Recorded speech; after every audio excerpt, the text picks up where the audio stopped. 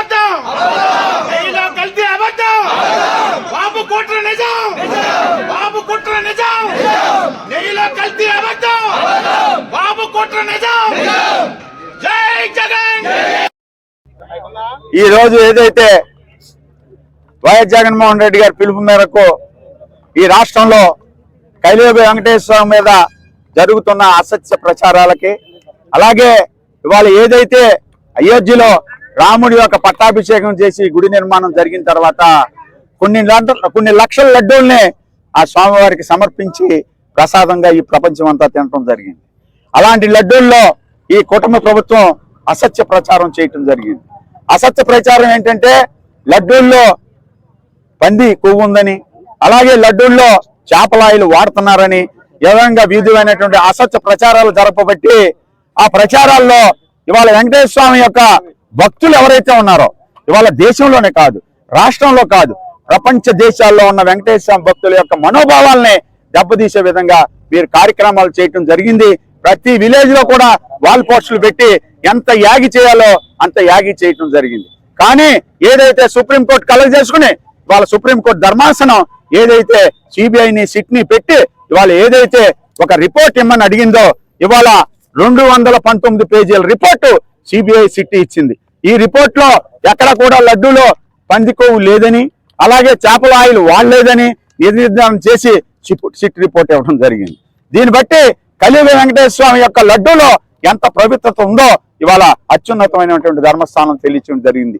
ఇది మీరు ఎంత యాగి చేసినా ఏమి చేసినా ప్రజల యొక్క మనోభావాలను దెబ్బతీసిన ఆ కలియుగ వెంకటేశ్వర స్వామి ఈ రాష్ట్ర ప్రజలు, ఈ దేశ ప్రభులు, ప్రజలందరికీ కూడా ఆదర్శంగా నిలిచి భక్తిభావాలు ప్రసిద్ధి చెందేలాగా, భక్తిభావాలు సమృద్ధిగా ముందుకెళ్లే విధంగా ఆయన ఇవన్నీ కూడా భగవంతుడే చేసినందుకు ఇవాళ రాష్ట్ర ప్రజల తరపున వైఎస్ జగన్మోహన్ రెడ్డి గారి తరపున మేము కలియుగ వెంకటేశ్వర స్వామికి చేతులు జోడించి నమో వెంకటేశాయ, నమో వెంకటేశాయ, నమో వెంకటేశాయ నామ స్మరిస్తూ ఇవాళ ఏదైతే ఉందో ఇవాళ పవన్ కళ్యాణ్ గారు సనాతన ధర్మం అని ఆయన ఏదో ప్రజల్లో అభిమానం ఉన్న నాయకుడు మేము కాదంటలా. ఆయన ఏం చెప్పాడు, ఇలాంటి దుశ్చర్య జరిగిందని చెప్పి ఇవాళ ఆయన ఒటావుట్న తిరుమల వెళ్ళి ఇవాళ కింద నుంచి మెట్లు కడుక్కుంటా పైకి వెళ్ళారు. సరే, ఆయన చెప్పింది రాష్ట్ర ప్రజల్లో నిజమా అనే అనుమానాలు రేకిచ్చేలాగా చేశారు. ఇవాళ సుప్రీంకోర్టు ధర్మాసనం కానీ, సిబిఐ కానీ, సిట్ కానీ ఇలాంటి నిజమైనటువంటి రిపోర్ట్ ఇచ్చినప్పుడు వీటి మీద మీకు నమ్మకం లేదా?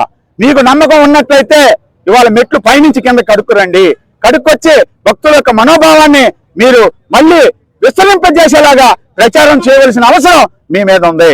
అలాగే రాష్ట్ర ప్రజలకు కానీ, ఈ దేశంలో ఉన్న ప్రజలకు కానీ, వివిధ దేశాల్లో ఉన్న ప్రజలకు కానీ మీరు క్షమాపణ చెప్పవలసిన అవసరం ఉంది.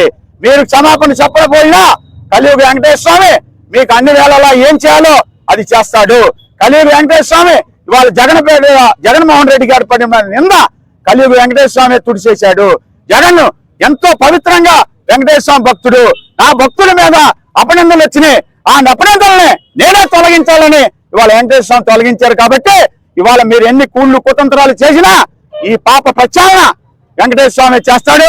ఇవాళ మీకు ఏదో మంచి జరిగింది, మీరేదో లేని ఉన్నట్టు లేనట్టు చెప్పారని మీరు సంకలు కొట్టుకున్నా రేపు కలియుగ వెంకటేశ్వర స్వామి ఆగ్రహానికి మీ కుటుంబాలు సైతం ఆగ్రహానికి గురికాక తప్పదని తెలియజేసుకుంటూ మీరు ఏదైతే వైఎస్ జగన్మోహన్ రెడ్డి గారు వైఎస్ఆర్ కాంగ్రెస్ పార్టీ అధ్యక్షుడికి మీరు ఏదైతే బురద జల్లారో ఆ బురదంతా కడగవలసిన బాధ్యత మీ మీద ఉంది. మీ యొక్క నిజ స్వరూపం ఈ రాష్ట్ర ప్రజలకి, ఈ దేశ ప్రజలకి, ఈ ప్రపంచ దేశాలకి తెలియడం జరిగింది. మీరు భారీ మూల్యం చెల్లించుకుంటారని వైఎస్ఆర్ కాంగ్రెస్ పార్టీని మీ అందరికీ తెలియజేసుకుంటూ మీ అందరికీ మరొకసారి నమో వెంకటేశాయ, నమో వెంకటేశాయ.